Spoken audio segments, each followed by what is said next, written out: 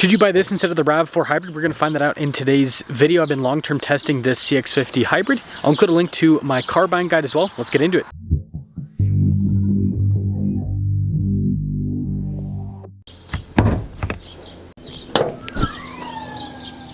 Powering this is a 2.5 liter 4-cylinder paired to a hybrid and an ECVT.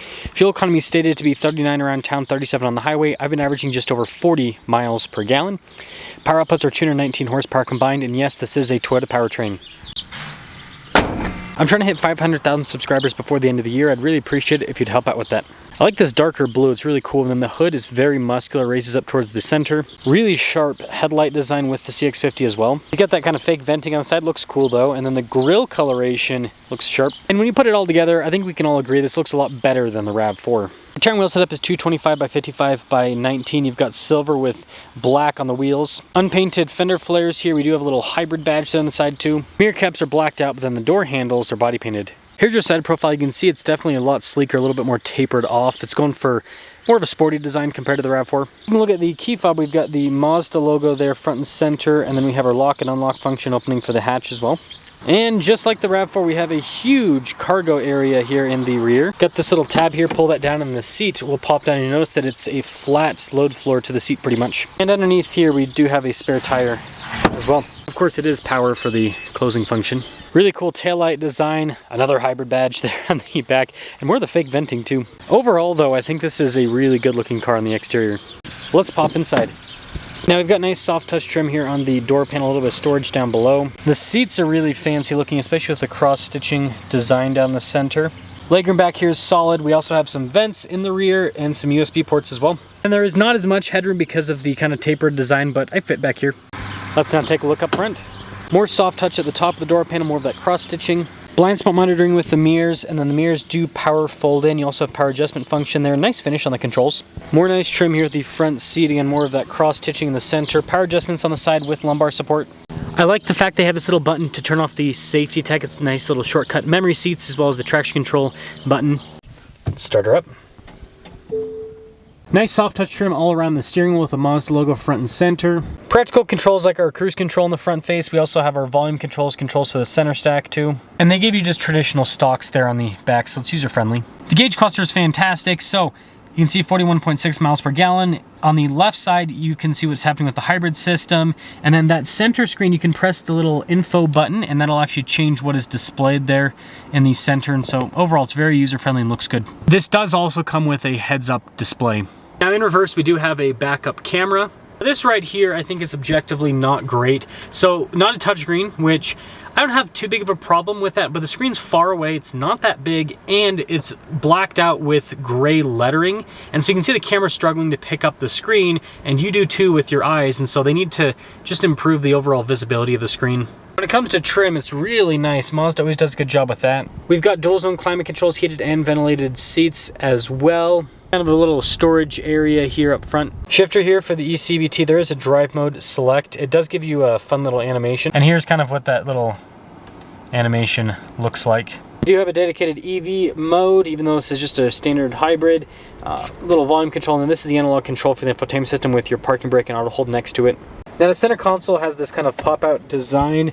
Pretty good storage with some more USB ports inside. Looks like they're doing all USB-C in this. And then this does have a panoramic sunroof, which is a plus.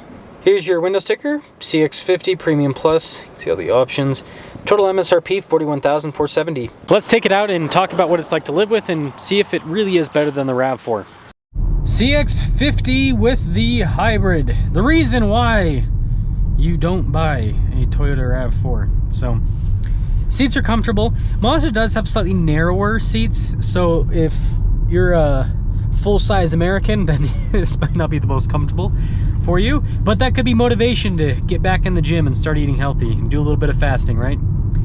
So they're comfortable though.